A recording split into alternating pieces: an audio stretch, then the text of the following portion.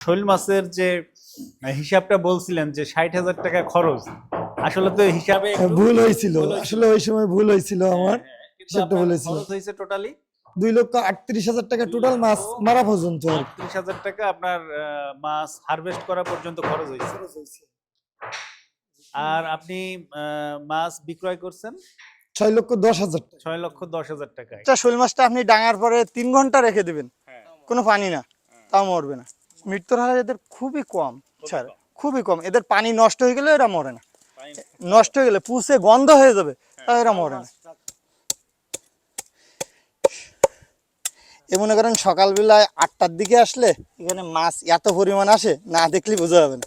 ভাতি আছে, তারপরে ছোট গুঁড়ো চিংড়ি আছে, এগুলা খাইতে দিই। এ 4 থেকে 4.5 মাসের ভিতরে মাছ উঠে যায়। 4.5 মাসের ভিতরে 300 টাকা পড়বে, তার বেশি পড়বে না। 1 কেজি মাছ একটা তৈরি করতে গেলে নিম্নতম 4 লাখ টাকা বিক্রি হবে। কেজি কেজি না, 500-700 গ্রাম হইলেও ওই রেট হয়ে যাবে। 3,000 পিস না হিসাব করে।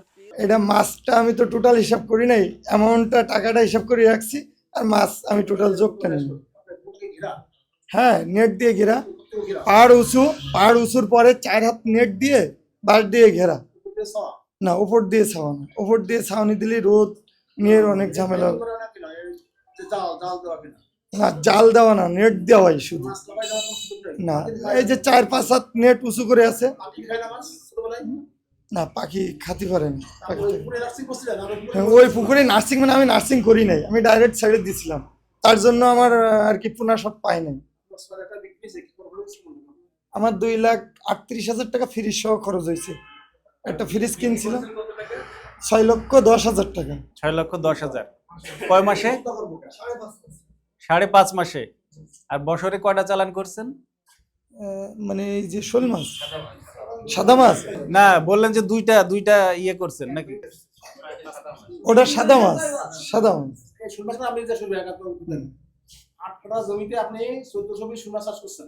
না, আমি 3,000 ছাড়ছিলাম, কিন্তু আমি বাচ্চা পাই নাই। 1,470 পিস। দুইবার সকালে, না ভাষা ফিড এবং ওই যে মাছ, টাটকা মাছ কিছু ফিডও দিতাম, মাছও দিতাম আর কি, দুইটা দিতাম। কিন্তু আমি আগামীতে ছাড়ে বলছি যে মাছ দেবো না, মাছে খরচ বেশি।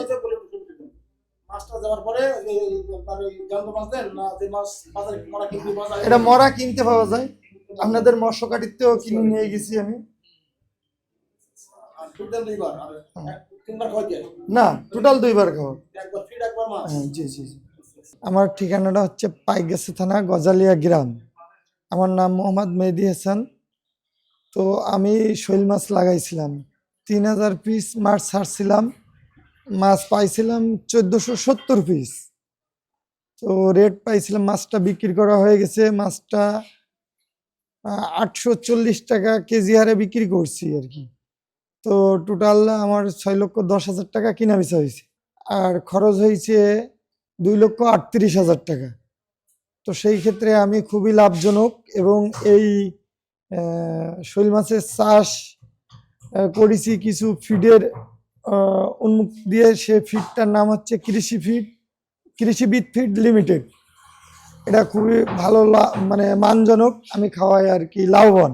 শোল মাছের যে হিসাবটা বলছিলেন যে ৬০,০০০ টাকা খরচ, আসলে তো হিসাবে একটু ভুল হয়েছিল। আসলে ওই সময় ভুল হয়েছিল আমার। কিন্তু হিসাবটা আপনার বলেছিল খরচ হয়েছে টোটালি 2,38,000 টাকা টোটাল মাছ মারা পর্যন্ত। ৩০,০০০ টাকা আপনার মাছ হারভেস্ট করা পর্যন্ত খরচ হয়েছে। আর আপনি মাছ বিক্রয় করছেন 6,10,000 টাকা। ৬,১০,০০০ টাকায়, কারণ আপনার বেশ কিছু মাছ আপনি পান নাই। না, পাই নাই। আমার মানে ছোট বাচ্চা থাকতে মাছটা নষ্ট হয়ে গেছিল, বেশ কিছু মাছ নষ্ট হয়ে গেছিল। আর ওই যে একটানা 7-8 দিন বন্যা হয়েছিল, বন্যা। বন্যাতে কিছু মাছ লাফাই গিয়েছিল, আমি নেট দিয়েছিলাম, তারপরেও লাভ দিয়ে আর কি বাইরে গিয়েছিল। তো যাই হোক, আপনি মানে শোল মাছ চাষ করে আল্লাহর রহমতে আপনি লাভজনক। তো তার ভিতরে আর কি কৃষি ফিডটা খাওয়াইছি কিছু কিছু আর কি। কৃষি ফিড অনেক ভালো আর কি, আমার মনে করছে, বা আমি খাওয়াচ্ছি, সেটা আমি আগামীতে ইনশাল্লাহ সবই কৃষি ফিড দিয়েই করবো আর কি। মানে টোটালে কোনো মাছ দেবো না আর কি, সেটাই জন্য আমার কাছে লাভজনক। আমি শোল মাছকে আর মাছ না খাওয়ায় কৃষি বিট দিয়ে এদের যে শোল মাছের খাবারটা আছে ওই আচ্ছা খাবারটা- সেটা দিয়েই আমার মনে হচ্ছে যে আমি সেটা লাভজনক হবো। আমি যার কাছে খামারটা বিক্রি করেছি সে 4 থেকে 4.5 লক্ষ টাকা লাভ করেছে। যার কাছে খামারটা বিক্রি করেছি 4 থেকে 4.5 লক্ষ টাকা সে লাভ করেছে। মানে এত পরিমাণ সাদা মাছ হয়েছে, না দেখলে বোঝা যাবে না। এবং সাদা মাছ আমাদের খুলনা সাতক্ষীরা সবচেয়ে বেশি ডুবান্ত ফিড ব্যবহার করেছে। কারণ কি আমি অনেক কষ্ট করি, আমার কোম্পানির গাড়ি অনেক কষ্ট করি নাম্বারটা জোগাড় করছি। এই যে সাতক্ষীরা ডিপো অফ হয়ে যাওয়ার পর আমি ভাইকে কোনো যোগাযোগ পাইনি। ওই যে ওই ভাইটার নাম কি ভাই, ওই যে না ওই যে আনিস ভাই, আনিসুর ভাইয়ের সাথে লাস্টে আমার যোগাযোগ হয়। উনি আমার যশোরের নাম্বারটা দিয়ে দেয়। মনে হয় স্যারকেও অনেকদিন ডিস্টার্ব করা হয়েছে যে ভাই আমার আসলে আমার ফিডটা একান্ত প্রয়োজন। আমি আগে 1 বছর খাওয়াইছি, আমি বহুত লাভবান হয়েছি। তারপরের থেকে ডিপো চলে গেছে, এইখান থেকে আমি আর ফিডটা পাচ্ছি না, কোথাও জোগাড় করতে পারতেছি না।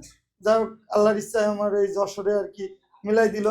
দেওয়ার পরে আর কি ওনারা কিন্তু, আমি ডিলার নিতে চাইনি, ওনারা কিন্তু আমার জোর করে দিয়েছে, ভাই তুমি খামারে এত ফিট খাও, তুমি একটা ডিলার নাও, তুমি লাভবান হবো। আনিসুর ভাই কিন্তু আমার জোর করে দিছে, যেটা সত্য কথা। জোর করে আনিসুর ভাই সজুল পরে মইনুর ভাই গেল, জোর করে দিছে। দেওয়ার পর থেকে আশা করতেছি স্যারের সাথে কথা বলেছি। আল্লাহ হাফেজ। সবাইকে ধন্যবাদ।